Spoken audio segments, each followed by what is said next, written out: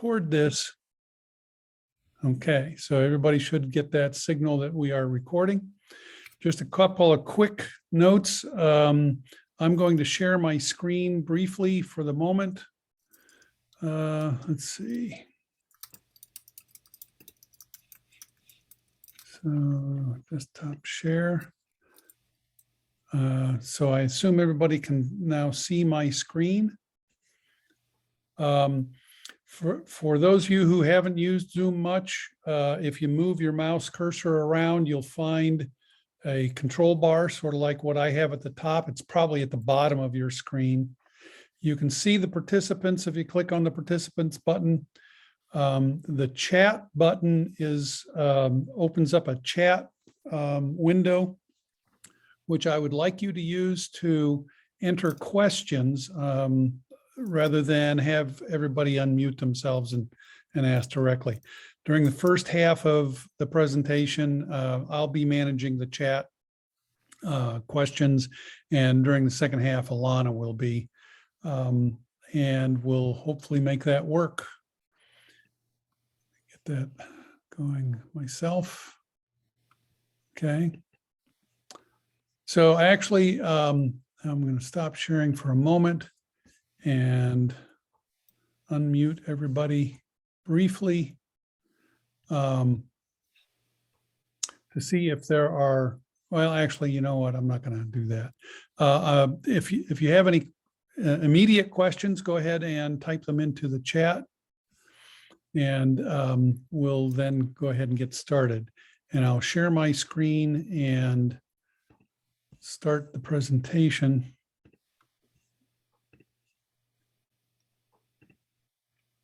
And there we are. Lana, you ready? Yep. Can you hear me? Yep. Okay. What we're going to do today, I think a lot of you, your names are familiar to me. And if you haven't seen Silent Witnesses before or been part of it, I think you've probably seen our rainbow umbrellas.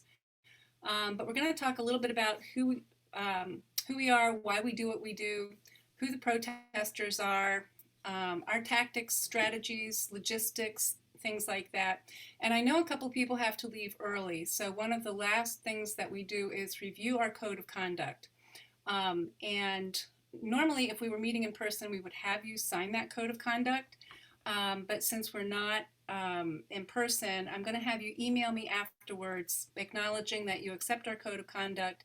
If you want a hard copy, I can email it to you. And then let me know your preferred time slot. If we get through this training and you decide you still want to do this, then you will let me know your preferred time slot for the 30th. So our purpose is we are an all-inclusive organization. Obviously race, gender, sexual orientation, religion, all those things. Most importantly, I'm asked about people in wheelchairs. And over the years, we've had several volunteers who've been in wheelchairs. They may not have the ability to also carry an umbrella depending on the kind of wheelchair they have, but they'll still be wearing a vest, and they can certainly escort people past the protesters. That hasn't been a problem at all. We provide a non-confrontational, non-violent response to anti-gay protesters. We were often called a human spiritual firewall between the protesters and people coming to an event. With our rainbow umbrellas, we're an obvious sign of support for the LGBTQ+ community, and we have trained over 1,000 volunteers throughout the country. The purpose of our organization is we are peacekeepers, not counter-protesters. And I think this has become really more obvious by the protests during COVID. Originally, we made this distinction because we work closely with police departments.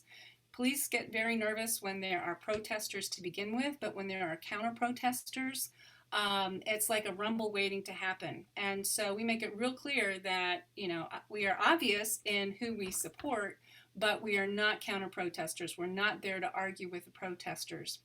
Because one of our key principles is non-engagement, we were able to help the police as well, making their jobs easier. The way we prevent confrontations between protesters and others is standing in between the protesters and the community. With those giant rainbow umbrellas, we don't even have to be standing, side by side. It's enough. People's eyes get completely distracted by the rainbow umbrellas, and they typically don't see the protesters behind them. Depending on the event, we escort people past the protesters, and Blaise will talk about logistics later, so how that might actually work in this particular event. And we'll also intervene if a confrontation threatens. So if somebody in the community starts arguing with one of the protesters, we are there to help calm them down and to make sure physical violence does not ensue. So for us, it's become a balancing act. Obviously, we're supporting the LGBTQ plus community, but we also figured out that we were inadvertently protecting the rights of the protesters. For instance, it used to be that the relatively small groups of protesters would be harassing people, and it was easier for the police to haul them away, ostensibly to arrest them for something. They would keep them until the festival was over, and then they would let them go. But the protesters would then file a lawsuit claiming that their rights of free speech were being violated, and they would almost always win. I know Harrisburg ended up paying hundreds of thousands of dollars in lawsuits, to the point where the first year we unfurled our umbrellas, Harrisburg's Mayor Reed said that if there was one more arrest, there would be no more Pride festivals.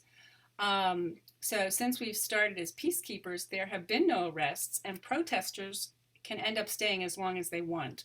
When we first started, we tried to prevent any contact between festival goers and protesters, but we received training from a mental health crisis intervention nurse, and so we decided to let participants talk to protesters as long as they kept the conversation civilized. And what we found is that when protesters are engaged in these conversations, they are less likely to be yelling and screaming at festival goers. They're having quiet conversations. So that's an unintended side effect as well. When we first got involved, well, the first time I got involved was when Fred Phelps' group came to protest the showing of Jim and Bold at the State Museum, where we're actually going to be for Pride this year. And as I've looked down through the names, I think some of you may have actually been at that event. But at the time, when I Googled GodHatesFags.com, I thought, oh my gosh, who is going to pay attention to these crazy people? But then I thought about Jim Wheeler's mother looking out at signs saying that her son was burning in hell. And as a Jew, I could not stand idly by the blood of my fellow. And I managed to get involved with some folks. There were a lot of Christians there. And obviously, turn the other cheek was part of their philosophy. We worked with a lot of Unitarian Universalists, and their principles, the inherent worth and dignity of every person, justice, equity, and compassion in human relations, were really important. But after we started doing this and getting more people involved, one of our first recruits, Alan Franklin from UUCV of blessed memory, he said he had not felt so moved by marching with the umbrella than he did when he was marching with Reverend Dr. Martin Luther King Jr. in the 1960s. So Blaise did some research, and of course, Gandhi was really important in the nonviolent movement. Reverend Dr. Martin Luther King Jr. was exposed to these teachings through, interestingly, Bayard Rustin, who had studied with Gandhi and who was an openly gay black man himself. So when we started looking at, Blaise came across the 6 principles of Kingian nonviolence. Nonviolence is a way of life for courageous people. When you are faced with the kind of spiritual violence that we look at, it becomes really obvious. It takes a lot of courage to stand there and listen to it. Beloved community is the goal. Attacking the forces of evil, not people doing evil. Accept suffering without retaliation for the sake of a cause to achieve a goal. This has become really obvious. The protesters often target us instead of members of the community. And so we have to accept that. They're yelling at us. If they're yelling at us, they are not yelling at more vulnerable members of the community. Another really important one is avoiding internal violence of the spirit as well as external physical violence. We were doing a training out in Kansas, and somebody asked me, can we use these tactics for other things? And I thought, absolutely. I mean, if you imagine yourself driving down the road and somebody cuts you off, your first thought is what? You want to shoot out their tires? I mean, that's external physical violence. But you're more likely to grab the steering wheel and your teeth clench and your stomach turns over and you're screaming invectives about their dubious parentage, and that's internal violence of the spirit. And it's really hard to sit back and say, oh, I bet I was in his blind spot. We're lucky there wasn't an accident. Avoiding internal violence of the spirit is really one of the hardest things we do, because when you hear what some of these people say and you want to say, no, that's wrong. And that part is really hard. And Blaise will be talking about how you can prepare yourself mentally later in the presentation. And obviously the universe is on the side of justice. Some days lately, it feels really hard to believe that. But I think, I've got to keep believing that, or I'm just going to fall apart. Our mission is acceptance of the LGBTQ plus community, and to a certain extent, tolerance of the street preachers. We'll talk more about that later. Keeping the peace. I can't tell you how many times we've heard from people that when they, saw the protesters, they weren't going to come to an event, but then they saw the rainbow umbrellas and that made them feel safe. Even this year, I've had people say, well, I'm not sure we're going to get protesters, but we'd feel a lot better if you were there. Protecting everyone's rights. As I said before, this has become a real balancing act in terms of, protecting the street preachers' rights of free speech. And a lot of this goes to Supreme Court cases. So for instance, a lot of the street preachers believe that they have the right to practice their religion. Their religion demands that they proselytize on street corners. And there was actually a Supreme Court case decided in favor of Jehovah's Witnesses being allowed to knock on your door Saturday morning, saying that the inconvenience of answering your door and saying, please go away, was the price we pay for the freedom to practice our own religion. Steve Glassman, who was a former director of the HRC in Pennsylvania, once said, it also protects their right to lie, which Margie Phelps Roper successfully argued in another Supreme Court case. It gets really frustrating, but we have to understand if these rights are taken away from one group, they can be taken away from any group. We are not about stifling protest. I've been protesting since the 1960s, and apparently I'm going to have to keep doing it. However, we are also not going to try to drown out the protesters. In the past, counter-protesters have tried all different manner of ways, blocking the street preachers with giant foam board, trying to drown them out with loud whistles and bullhorns. We were at one event where there were half a dozen people drumming. That just does not stop them. We also get a question frequently, can we have them arrested for harassment?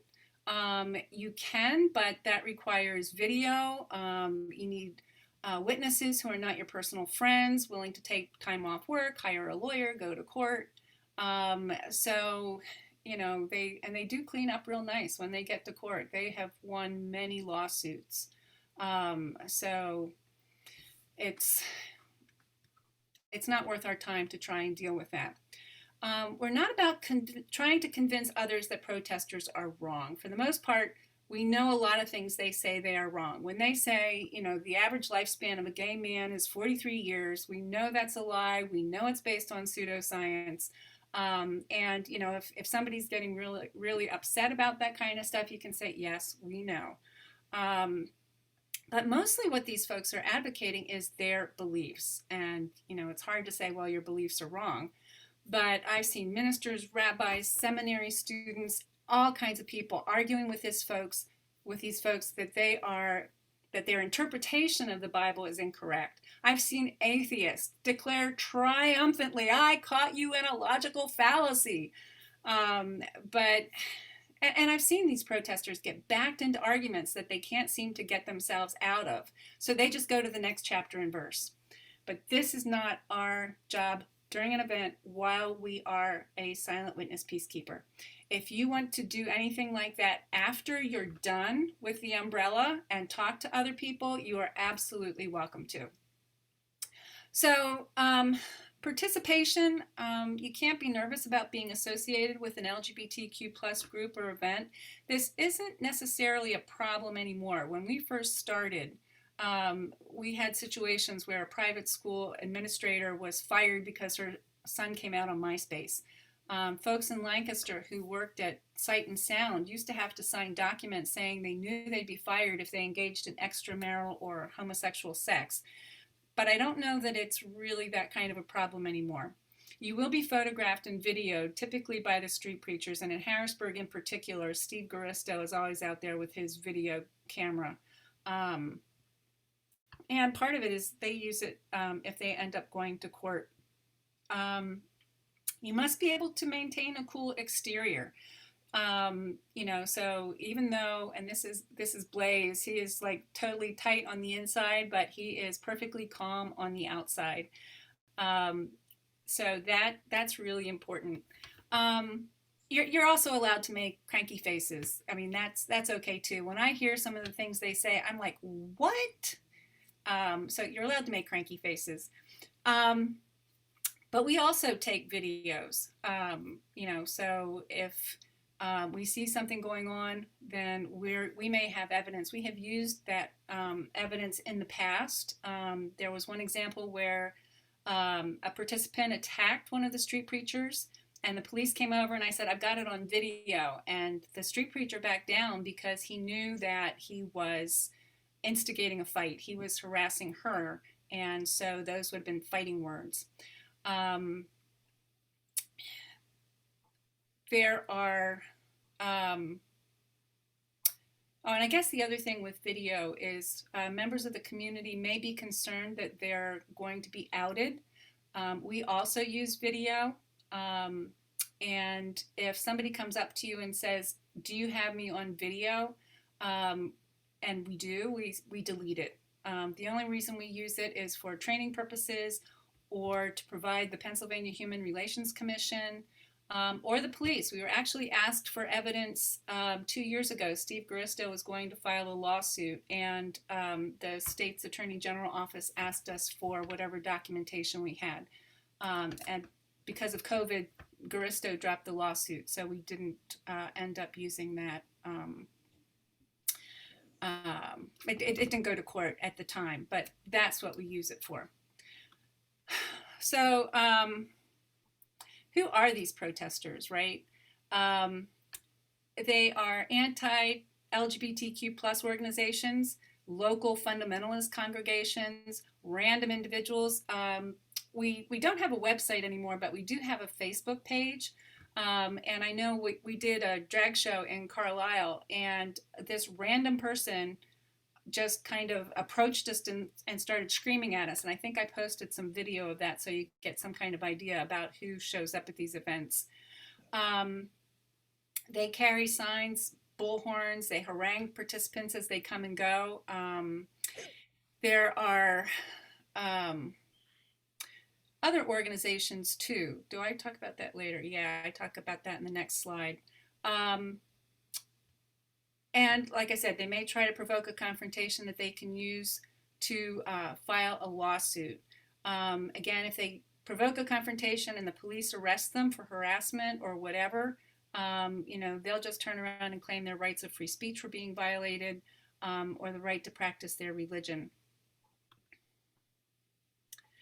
So when we first started doing this, we thought they were just protesters. But some of the folks we knew in the police department actually shared their names with us. And we discovered that many of them are affiliated with a group like open air street preachers. If you want to just Google open air street preachers, there are plenty of them out there.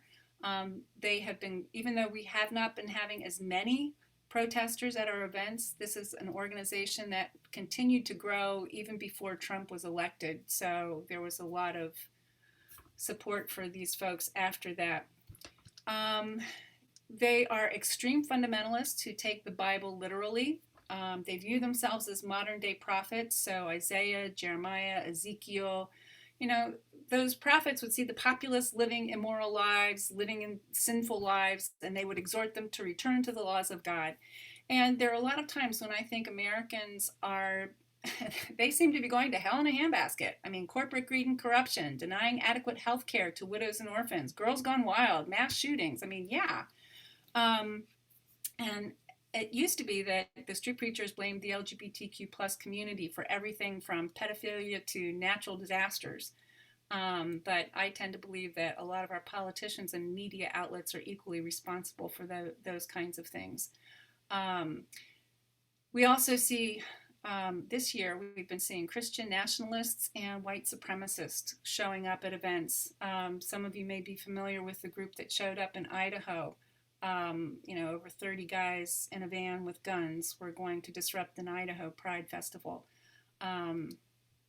So that's starting to border on making us a little bit more nervous. It's important for us to be ever more vigilant as we are, working the line so that we can figure out who's there and whether or not we do need to call the police. At a Lidditz event recently, Christian nationalists showed up and caused a problem. Right, and they're interesting people. They have been showing up at, we had this also at Drag Queen Story Hour back in February. An organization called TFP showed up, and they, after the event was over and we were starting to pack up, they started arguing with the ministers who were there about abortion. And it was like, wait a second, this is Drag Queen Story Hour. What? I don't get this part. So they're getting to be a little bit more. They've diversified, shall we say? There are different types of protesters. Some are very sincere and earnest. They are really just trying to spread the gospel and save people's lives, to bring people to Jesus.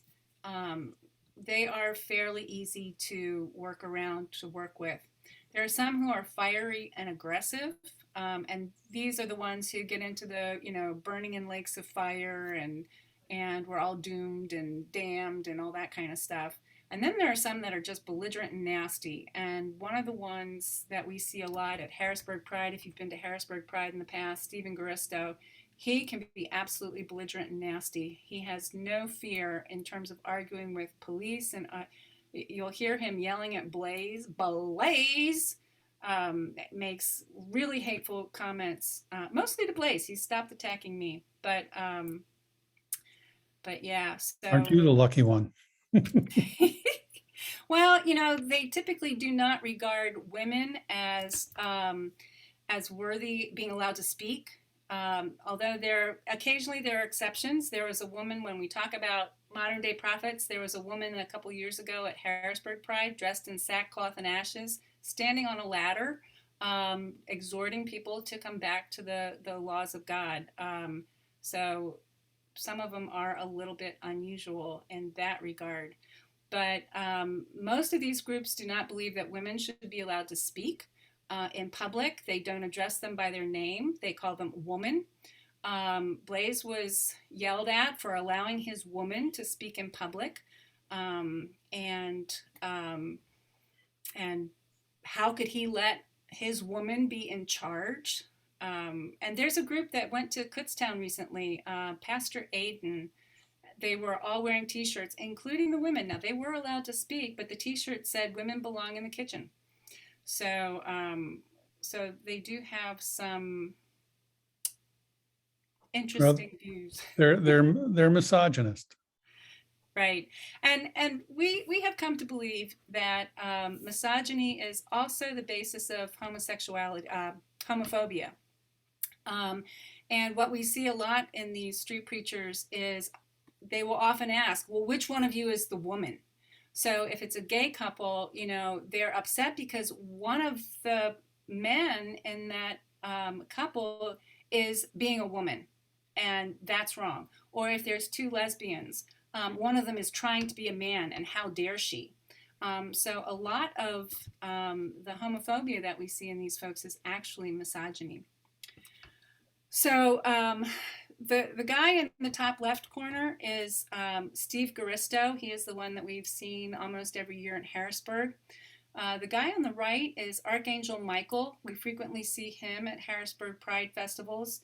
The folks at the bottom are TFP, Tradition, Family, and Property. They are considered a cult of Catholics, and they are usually identified by their red sashes. They also bring snare drums and bagpipes and play hymns while reciting the rosary.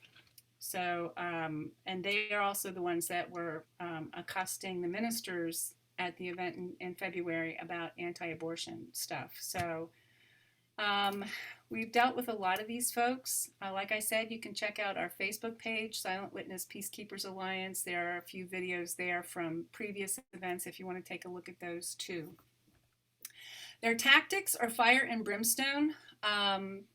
You know, they are yelling and screaming about all the really awful things in the Bible, as opposed to God's love. They are trying to drive people away from the event. They're trying to keep them from going in. In Lidditz, they've tried to block the entrance so nobody could go in. They are really good at personal attacks.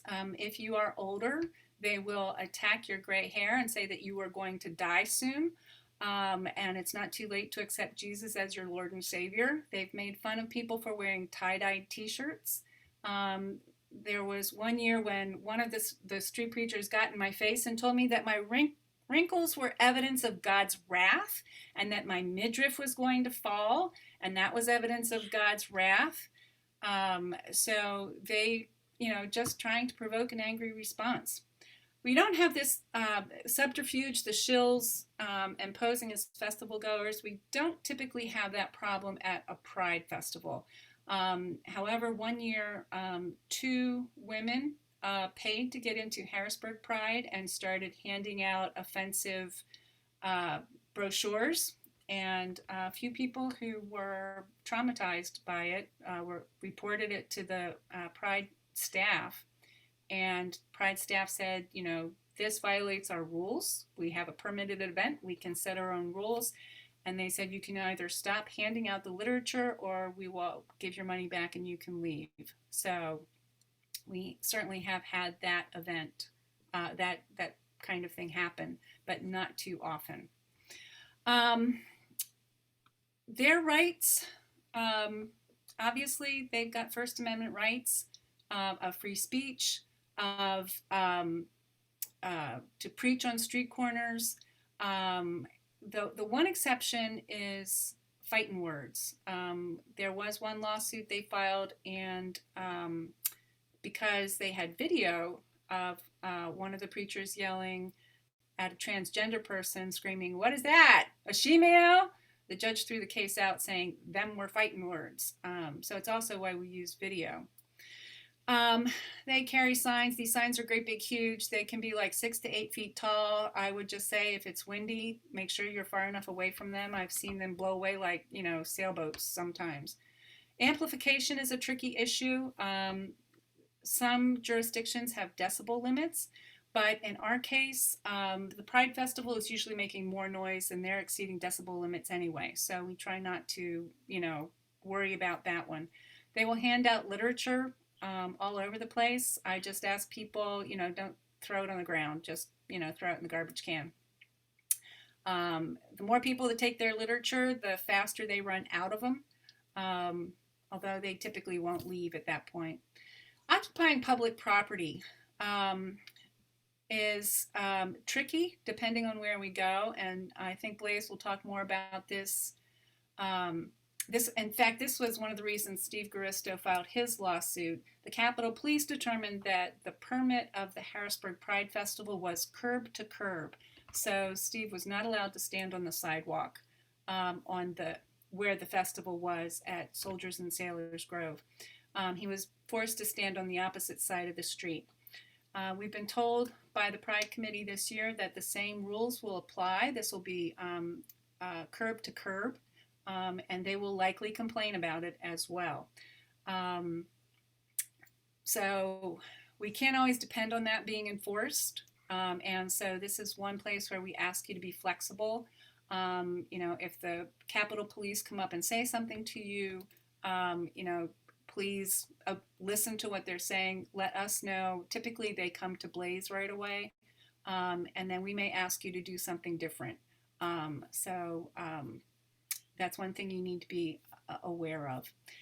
They can approach event participants, and this is where this is one of the things that I really encourage people to do. Anybody can come up to you at any point in time and start talking to you. You have the right to say, please don't talk to me, let me alone. If you continue to talk to me, I will consider it harassment. Pull out your cell phone and start videoing them. What we frequently see is a protester approaching an event participant, and most of us are brought up to be polite. So if somebody comes up and starts talking to me, I'm going to, oh, okay. And then I'm going to realize what they're saying, and I'm going, I don't want to listen to this. And we're so polite, we're afraid to walk away because we think that would be really rude. At that point, if you see somebody coming to the event and a protester is talking to them and they've got this deer in the headlights look, feel free to go up and say, hey, you coming to the event? The entrance is over here. And they are usually very grateful when we do that. So that's something that, it may feel a little awkward at first, but, that's one way that we, try and get people calmed down. So these are some pictures that we have taken. You can see this one, just the single word, abominations. I know there was more language in Ezekiel 22:2. This guy was following Blaze all over the place. This is the, accept suffering for the sake of the goal. This guy just followed Blaze all over campus, which meant he was not bothering people who were on campus. I love this one. This is Jim Grove, who has since passed away, Pastor Jim Grove of Heritage Baptist Church. This sign always mystified me. I mean, first of all, you can see we've got our rainbow umbrellas and we've got smiles. We look happy, but I was always mystified by the British spelling of dishonor until I realized that's from the King James Version of the Bible. So they use the British spelling. So not sure about that one. This was one of the first events we did with Westboro Baptist Church. You can see them there with their signs, America is doomed. These days, I'm actually kind of wondering if they weren't, prophetic in that regard. But the other thing that happened there was the counter-protesters who showed up. And they ended up with over 150 counter-protesters, mostly young people from, I think it was Lancaster Mennonite School, which really surprised me. But they came to stand up for the kids at York. Another event we did with Westboro Baptist Church was in Towson. This was Westboro Baptist Church. And again, they came to protest a high school. And the school said, oh, we're just going to ignore that. We're going to tell the kids to just go home. If you can imagine telling high school students, just ignore them, did not work well. But they also were right across the street from Towson University. And so we had like 400 kids show up to counter-protest. It was really interesting watching kids go from laughing to angry in like seconds. And what we did as Silent Witnesses was kept them calm. So turning it over to Blaze. Thank you very much. So I'm going to take you through more of the logistical side of what you'll need to be able to do. Again, this is not quite the training that we would like to be able to do. We often would prefer, or we would always prefer to do this in face-to-face so that we can show you some techniques. But this will give you, I think, a good enough foundation, and we'll show you those techniques on the fly when you arrive at the festival. So first of all, dress for the weather. It's going to be hot at these events. Wear something cool. But most importantly, you're going to be in the bright sunshine. So put on some sunscreen, wear a wide brimmed hat at the very least, to try and keep some of the sun off. Yes, we have umbrellas, and yes, they provide shade when it's bright out, and obviously protection when it rains. They do double duty for us, but you don't always have your umbrella up. Dress somewhat conservatively, only just to not be provocative. We try not to do anything to provoke the street preachers. It's just a way of trying to keep the temperature down, so to speak, the metaphoric temperature. Wear comfortable shoes. Don't wear sandals or flip-flops. Something that you feel you could move fast in.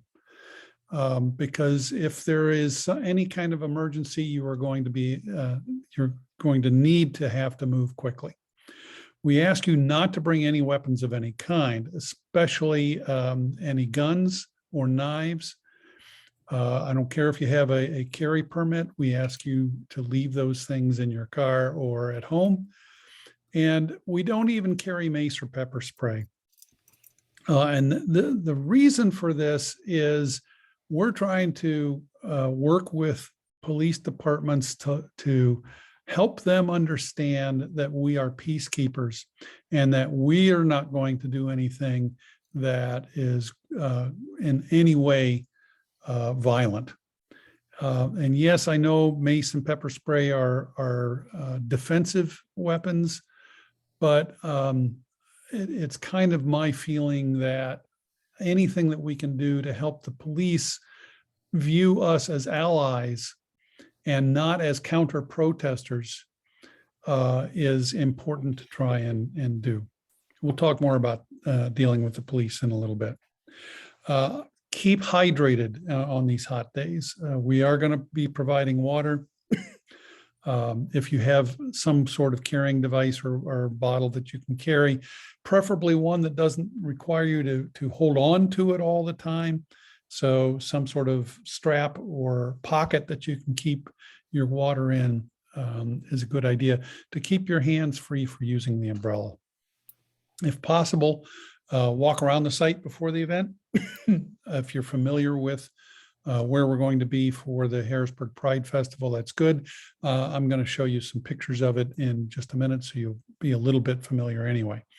And prepare mentally. This is part of protection for yourself, to put on sort of a metaphorical suit of armor to try and put up some barriers between yourself and the vitriol that you're going to hear from the street preachers.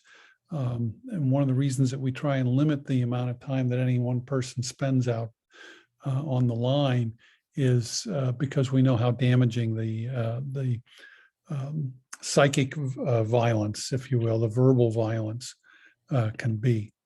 So our mental preparation includes knowing the opposition, and we've been through some of that already. We're going to know the territory, and I'll go through that shortly. Having some sort of a mantra or special song that you like to sing or listen to.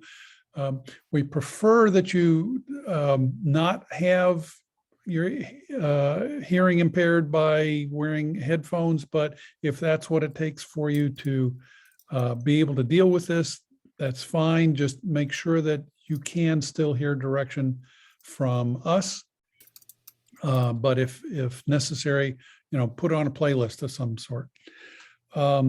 Engage in a spiritual practice beforehand for those of you who do such things: meditate, pray, Tai Chi, yoga, those kinds of things. Reading a favorite poem or text of any kind.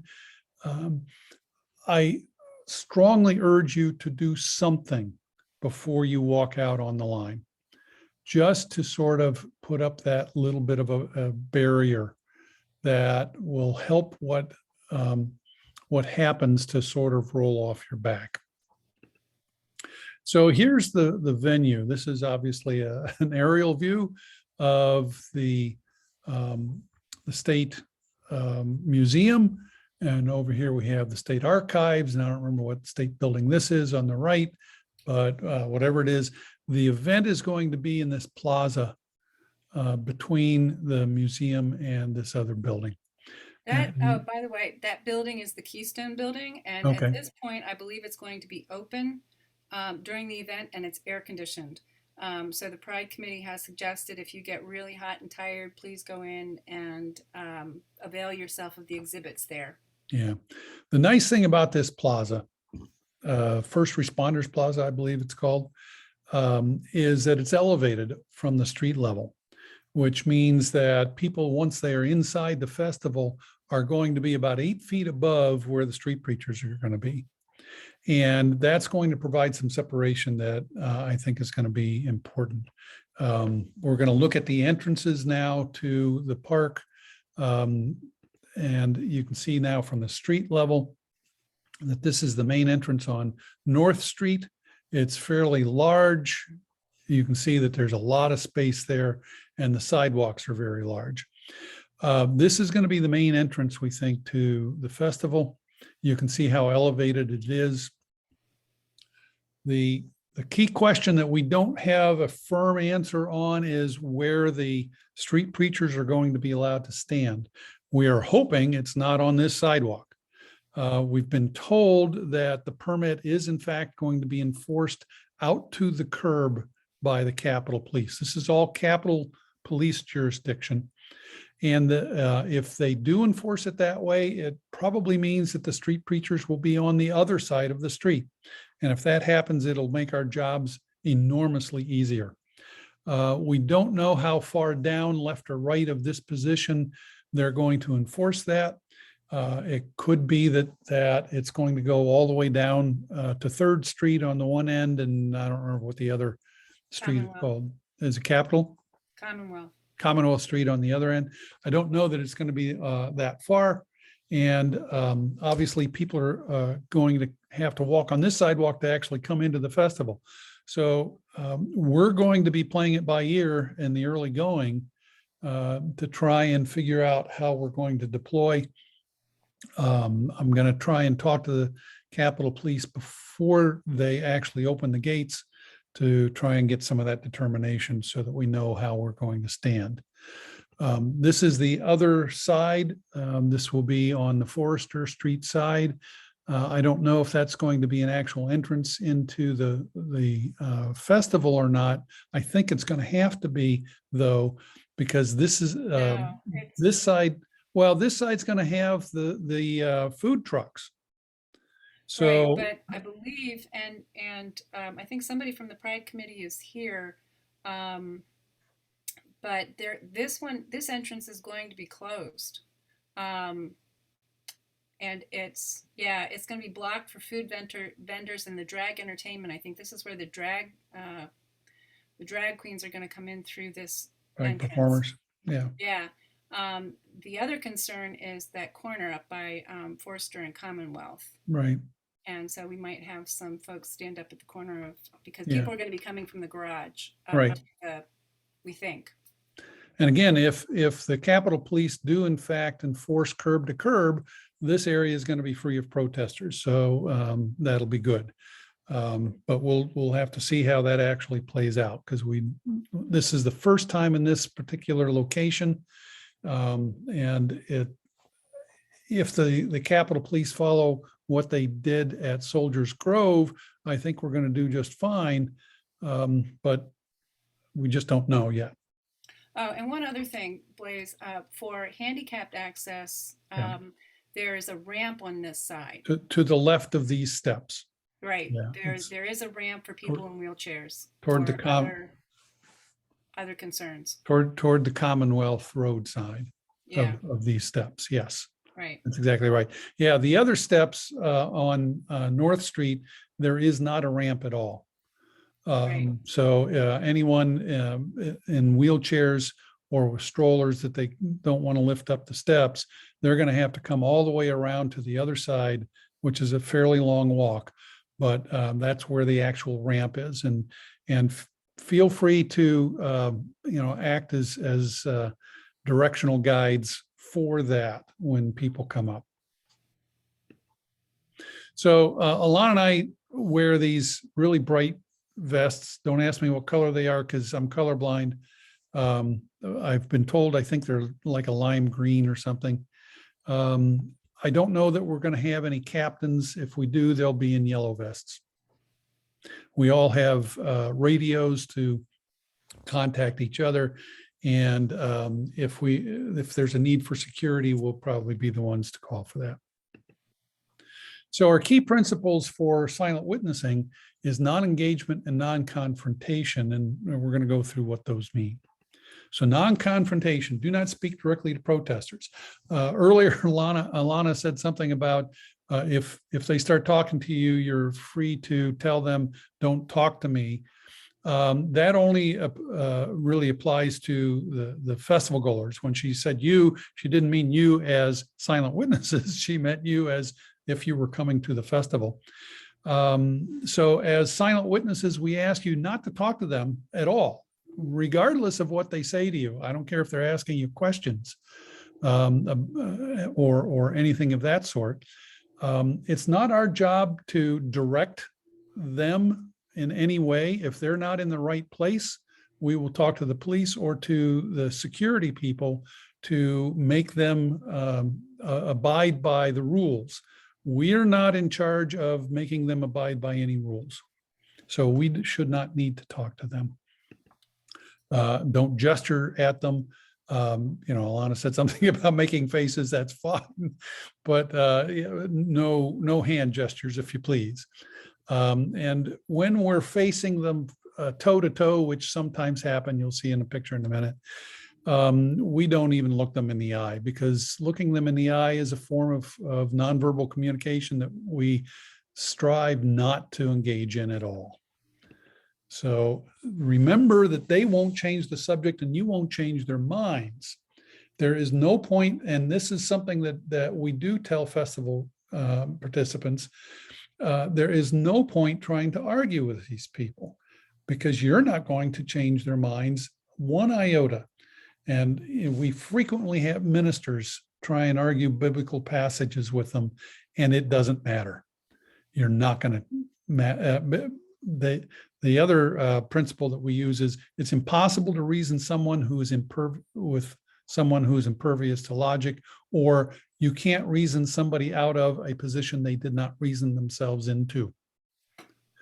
That you're not going to succeed in shaking their beliefs, because what they are dealing with is not logic, it is belief, a belief system. And the festival is not an opportunity to try and change their belief system. After the festival, maybe, if you want to engage with these folks and have a conversation, fine. But during the festival is not the time to do that. So our non-confrontation is to mainly escort people past the protesters. Again, it's going to depend a bit on where they are going to be allowed to stand. But if they are in any way on the sidewalks around the festival venue, the immediate sidewalks, then we're going to need to make sure that people get past them without incident. And that generally means walking with people and encouraging them to ignore the protesters, standing between the protesters and the people coming to the event.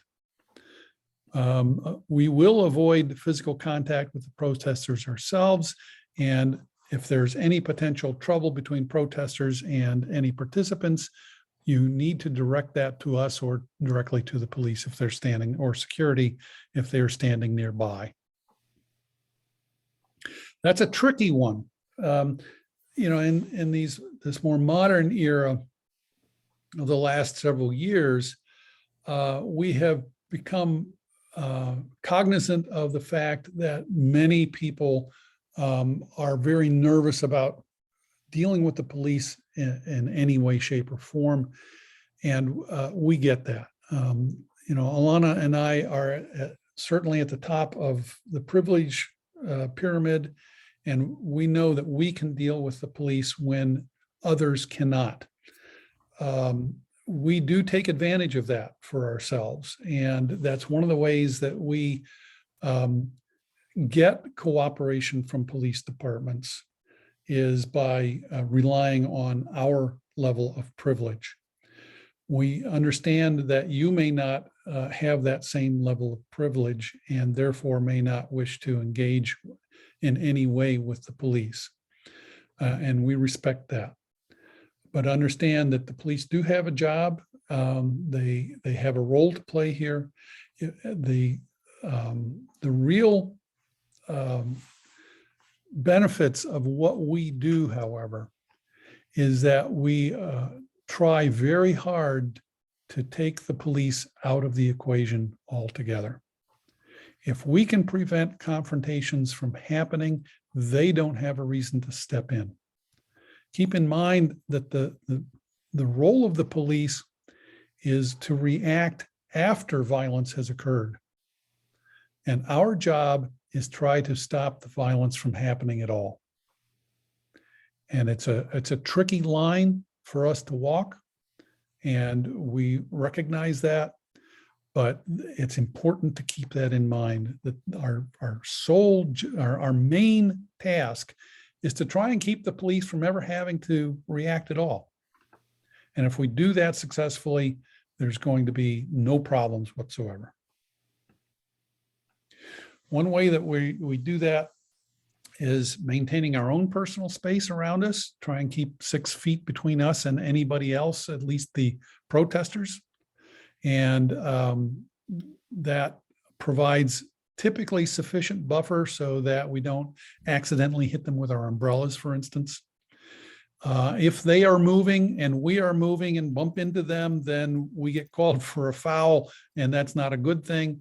So generally, when they are moving, we don't move immediately with them.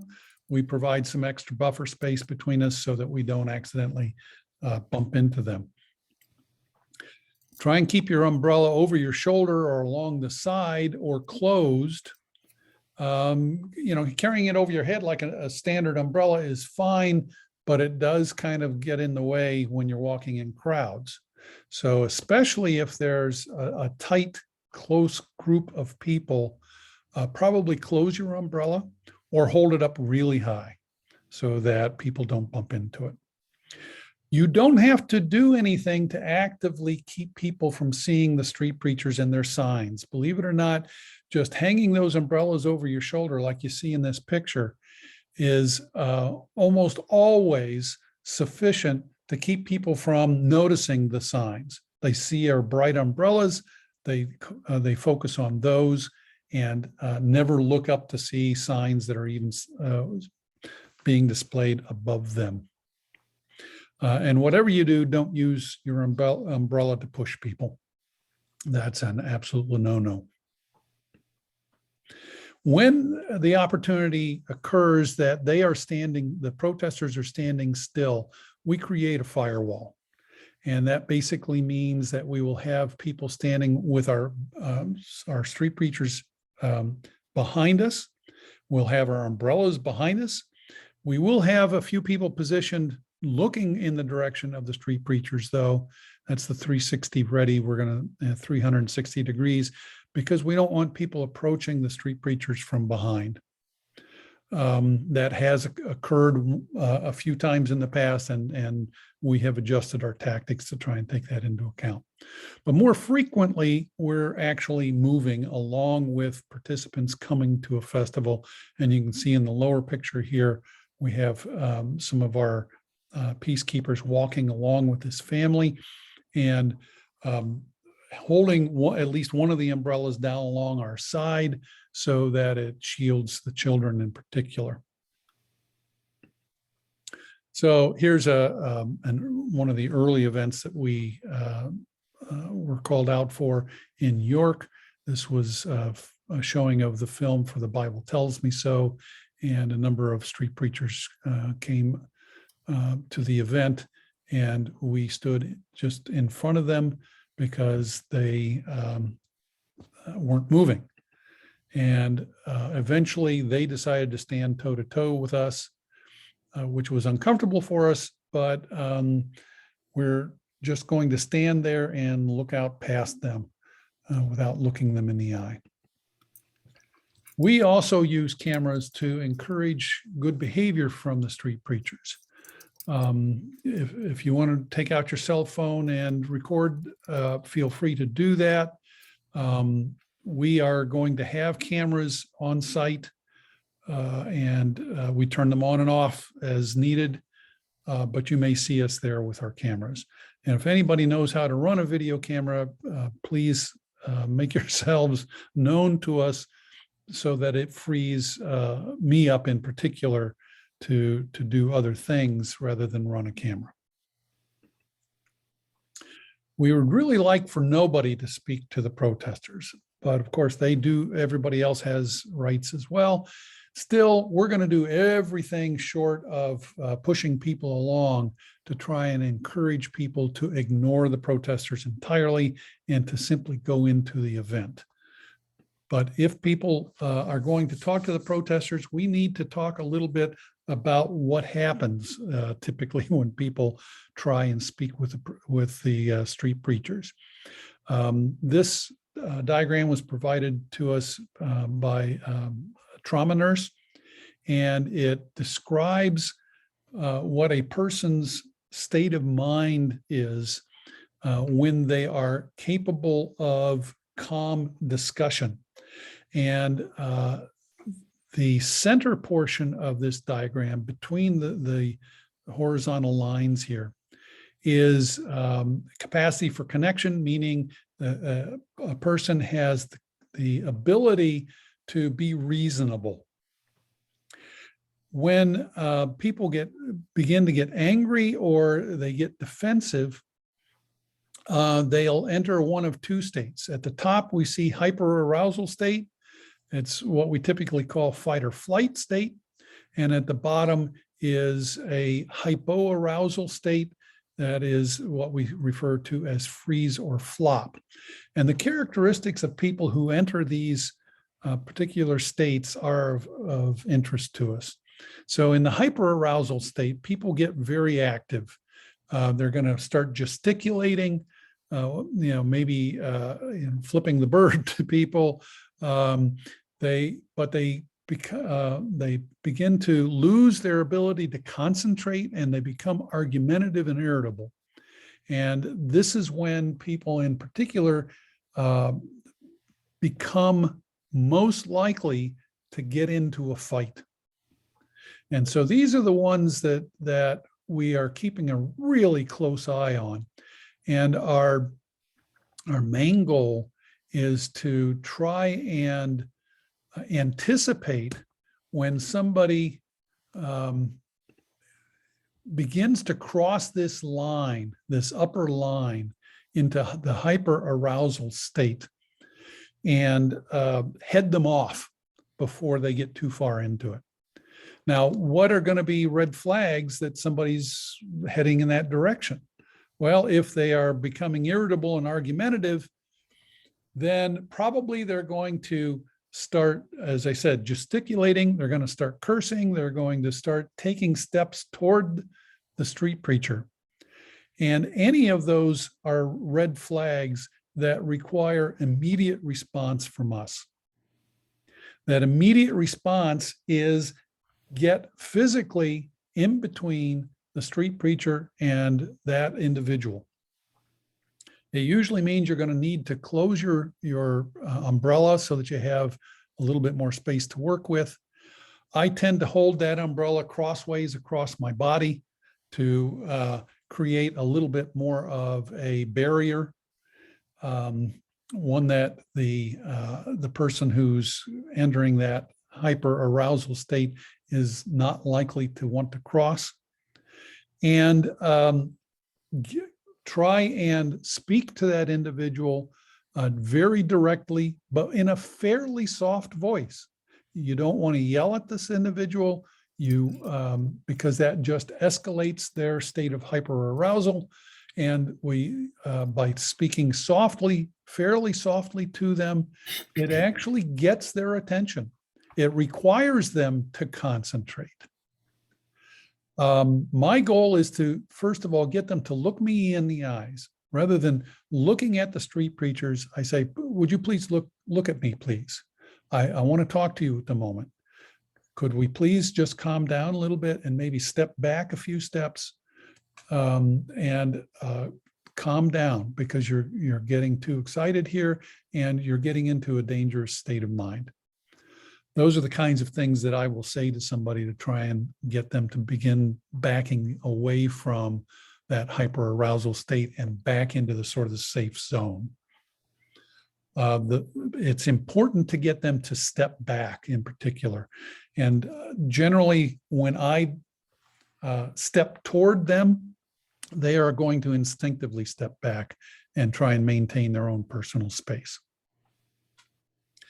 The hypoarousal people and are much more passive, and they tend to just shut down.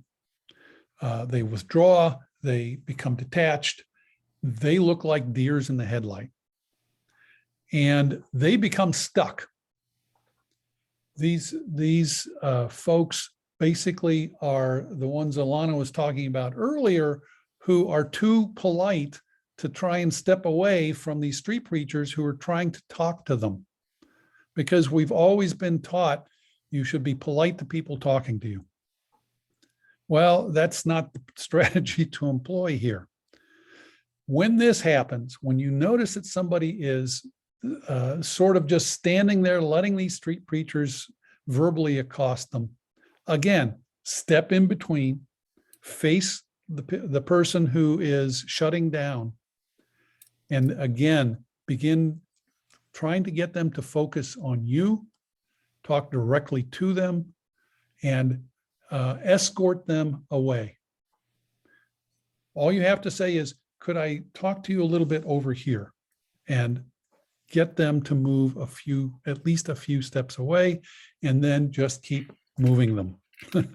And that will generally break the spell that they sort of get into as somebody in the hypoarousal state.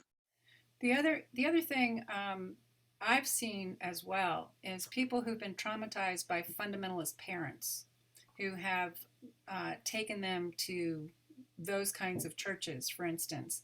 And when they hear the street preachers, it triggers that previous trauma. And I've tried to get somebody away from there and to a more liberal Christian vendor who can then sit and talk to them. The other thing that one person, I just could not get her to move. She was staring straight ahead, like she was looking at an accident or something. And finally, I just got a chair and made her sit down, and that helped her calm down a little bit. So it's really difficult. I know several of you have those kinds of skill sets and that level of training that you will feel comfortable doing that. If you do not, you do not have to do it. You know, if you see something happening, just let either me or Blaze know, and we'll take care of it. Because especially the first time you're doing this, it may feel really uncomfortable. So just let us know that something's happening, and then you can hold the camera while this is going on. So it's not expected that you will do this your first time. Okay, I think we're up to date on the questions in chat. So let's move on. So these interventions. If somebody's inebriated, you're probably going to want to call me or Alana to help. Contacting security is probably a good idea. And keep in mind that the festival is going to have its own security contractor, and they'll be obvious. They'll be wearing shirts that say security. And I will be talking with them the first of the day, so they know who we are as well and what our responsibilities are versus theirs. Again, if somebody's willing to have a civilized conversation and you don't think you can talk them out of it, it's okay. But we are going to have a very close eye on that individual. We are going to stand very close. Even though the street preachers are going to say this is a private conversation, you do not have to agree to that. This is a public space, and that sort of privacy is not in any way guaranteed. So watch for critical points, those tipping points or red flags that indicate that the interaction is in fact taking a bad turn. And that's when you intervene, at least with two people, two peacekeepers. We'll also try and have somebody videoing the interaction to make sure that should there be any legal action that happens in the future, that we have photographic evidence of the interaction. And you're going to get between people and ask them to move away. Okay. If it gets physical, you got to get security. There's just no two ways about that. As long as it's within the boundaries of the festival, security is responsible for handling that. And they will determine whether or not to actually call in the police, I believe. If it's outside the boundaries of the festival itself, this is a police matter. It's Capitol Police. And they will get involved if there is any physical altercation. There's nothing that we can do about that. Okay. So here's a reasonable conversation. You can see there's even a fence in between these two. And this is the street preachers on the right and the festival goer on the left. And they're having a reasonable conversation. And that's something that we would allow to happen if we can't talk the person on the left out of it. We are going to, however, try and discourage people from, in fact, talking. Here's one that's getting out of hand. The street preachers on the left, and there's a student on the right. Students are the hardest to deal with because they get so passionate. But this is a red flag at this point, and this would require intervention. He's clearly getting angry. He's raised his voice and begun yelling at the individual. He's gesticulating, and it doesn't matter what kind of gestures he's making. It's enough to require an intervention. So keep in mind, non-engagement and non-confrontation. Don't let yourself become isolated. We like to do things in pairs at least. Generally, we are together, but if by chance you get isolated, try and get back to a group. We do require that we all understand that if the police get concerned about anything, they may tell us to do something or not do something. It's usually not. It's usually, no, you can't stand there. And when that happens, please just do what they tell you. If you have a concern about that, come and see us, Lana and I, so that if there's an issue that we need to bring up with the police, we are the ones to do it. It will just keep things a little simpler if we work that way. It's not likely there's going to be media. Pride festivals are popular enough. They've been going on long enough that it's not any kind of novelty. And so media does not tend to show up unless there's some specific cause for them to. But if they do happen to show up, or if somebody who says they are a reporter shows up, feel free to talk to them if you wish. You do not need to. You can direct them to Alana or I. Be friendly with everybody else. Be a welcoming committee, if you like. Yes, we are silent witnesses. We are silent to the street preachers always, but that does not include people coming to an event. We are happy to talk to them, smile at them, direct them where they need to go, because they are going to expect you to know the ins and outs of getting into the festival, et cetera. So like I said, keep in mind where the ramp is on the Forester Street side. Monitor your own mental state. It's important that you understand your own limits, especially when the street preachers are standing right in front of you and directing their verbal attacks directly to you. It may start to feel overwhelming, and you may start to feel like you're heading into hyper-arousal or hypo-arousal state. You need to keep track of that. And it's okay if at some point you say, you know what, I can't do this at the moment. I've got to step back.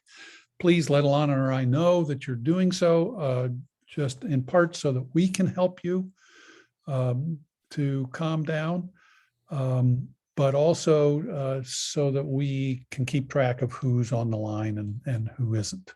Because we're going to be wandering around, trying to keep an eye on everything over that entire block of the event. As part of your mental health monitoring, you're going to want to engage in some sort of a detox. This sounds simple, it sounds silly in some respects, but believe it or not, you will be experiencing spiritual violence and verbal violence at the very least.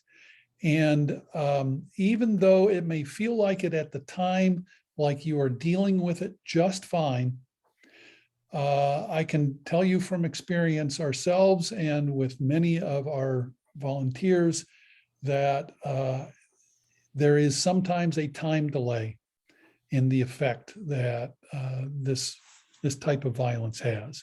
So we're going to give you some suggestions on things that you can do to try and overcome that kind of issue. And so the one that most people find very successful is a debriefing session. Many of our peacekeepers will come in groups, and so they will go out for a bite to eat afterwards, or maybe even include a drink or two, and talk about the event, the good, the bad, the ugly, as I say. There is almost always something wonderful that happens. People that come up and thank you, or in any way they show their appreciation for the work that you're doing. By all means, share that with one another. And that helps dealing with the ugly, because there's going to be a lot of ugly when these street preachers show up. They just say a lot of things that are upsetting. And just verbalizing that is for many people sufficient for sort of getting it out of their system. If you are so inclined, a short religious practice of some sort, praying afterwards with your group, whatever, or meditating by yourself or again in a group, writing in a journal. Our therapist's favorite task to assign us is to journal. And that's a very effective tool for many people. You can participate in some sort of online discussion related to the event. One of the other things that is a practice that has been suggested to us many times is using what's called cleansing water. And, take a bath or a shower, go to a swimming pool, be near living water, meaning a lake or a river, and sort of just letting that wash over you and wash away all the filth of the nastiness that you've been coated with by the street preachers.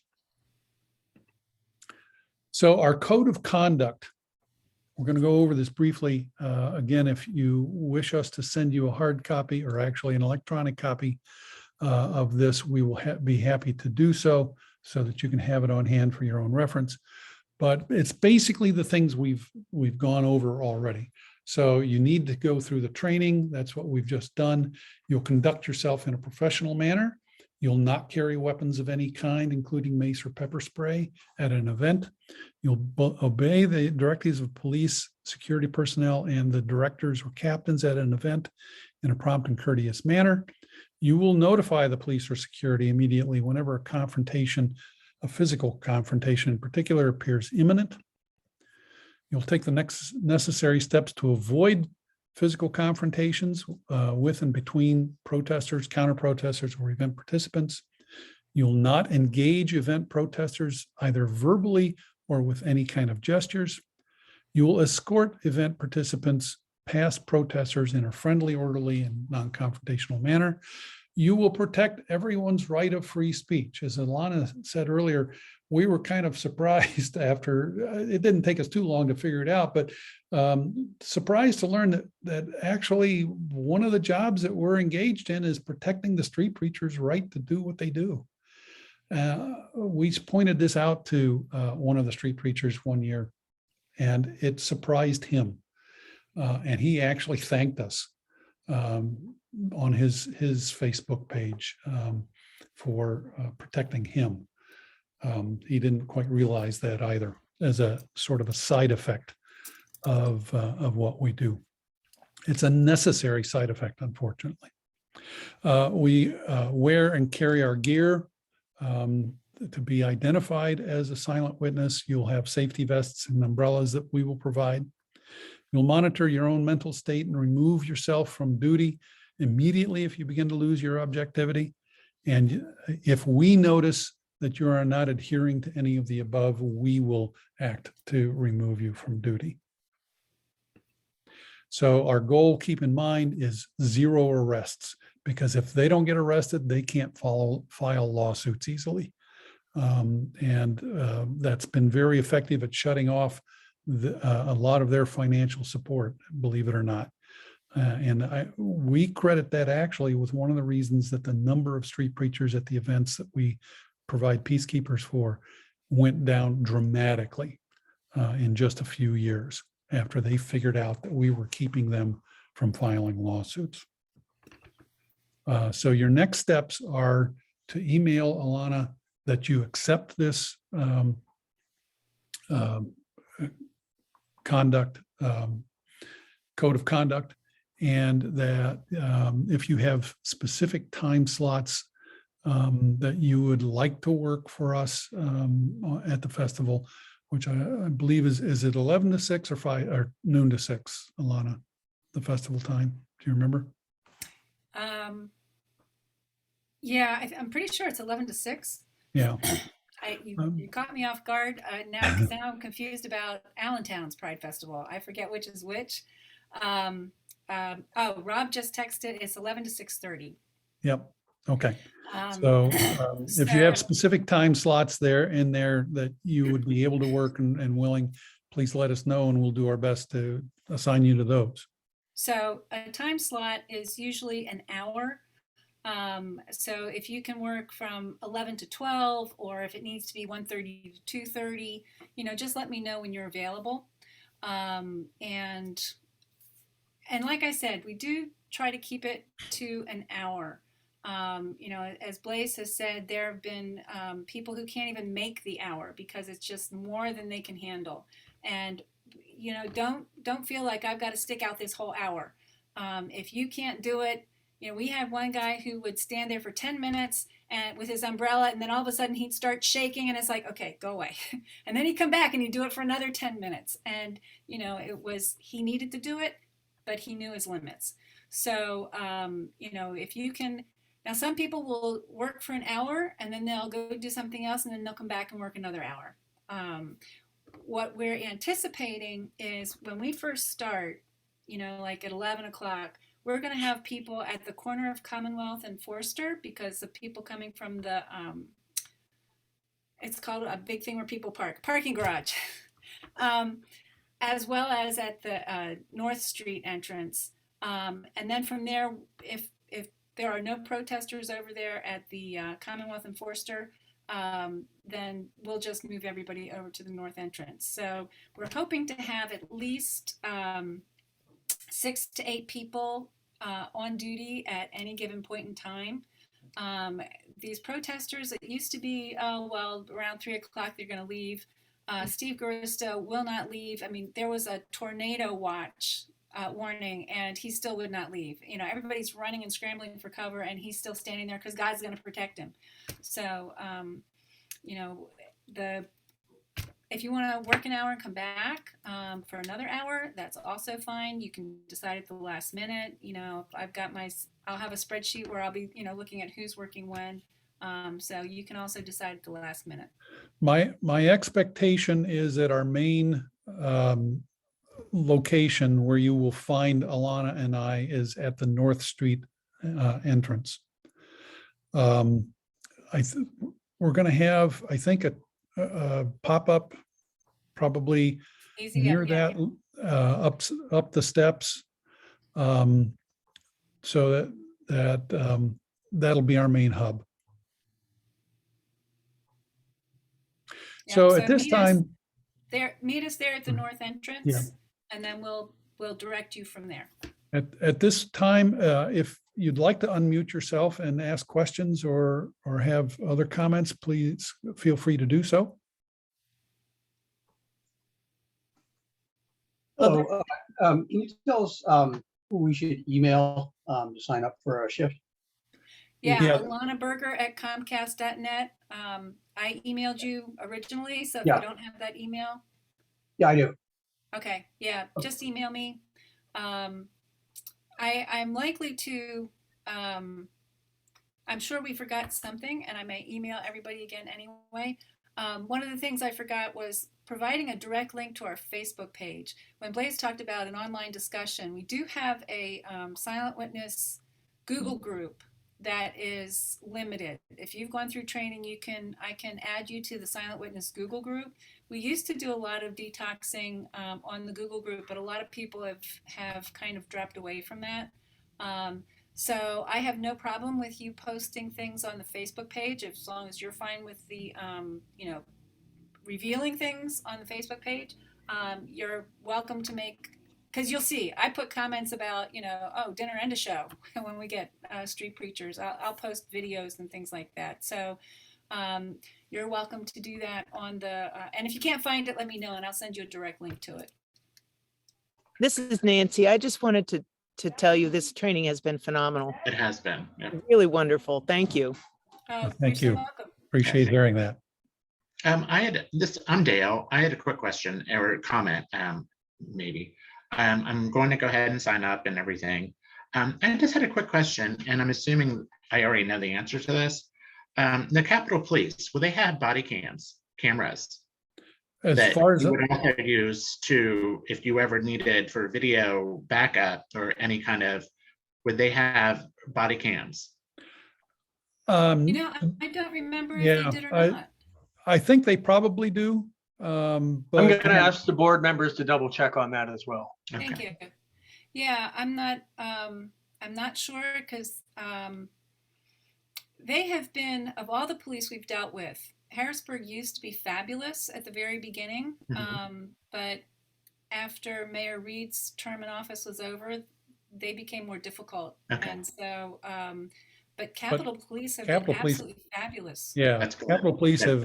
have been very, very cooperative with us, and I know they appreciate what we do. So, yeah, and one thing I wanted to make sure people understood about when to contact security or when to contact police. Blaze talked about people being clearly inebriated. That hardly ever happened because alcohol was not served at Harrisburg Pride. Correct. This year we're across the street from, I think, 3 Bars. Yeah. and people will be allowed to go to those bars. We have been criticized in the past for suggesting that we turn this over to the police because people with an alcohol problem really don't need to be, you know, sucked up into the legal system.